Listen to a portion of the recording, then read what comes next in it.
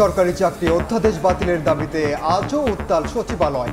দফতর ছেড়ে কর্মীদের বিক্ষোভ। দর্শনার্থী প্রবেশে নিষেধাজ্ঞা, নিরাপত্তা জোরদার। এই আইনে যে কেউ সরকার যে কোনো কর্মকর্তা কর্মচারীকে বিনা নোটিশে বিনা শোকছে চাকরিচ্যুত করতে পারবে, এটা তো হইতে পারে না। জামায়াতে নিষেধাজ্ঞা থাকলেও সচিবালয়ের বাইরে জুলাই মঞ্চের সমাবেশ। আওয়ামী দোসরদের চাকরিচ্যুতি ও দুর্নীতি বন্ধের দাবি।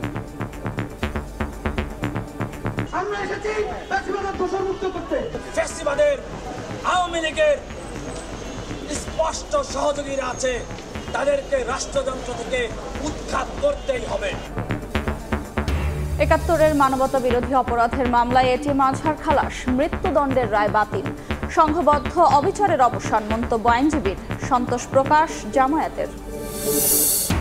নিবন্ধন না থাকা দলের কথা শুনে নির্বাচন দেরি করলে খেসারত দিতে হবে সরকারকে, হুঁশিয়ারি বিএনপি নেতা ফারুকের। ভোট দিতে এত ভয় কেন, প্রশ্ন খসরুর।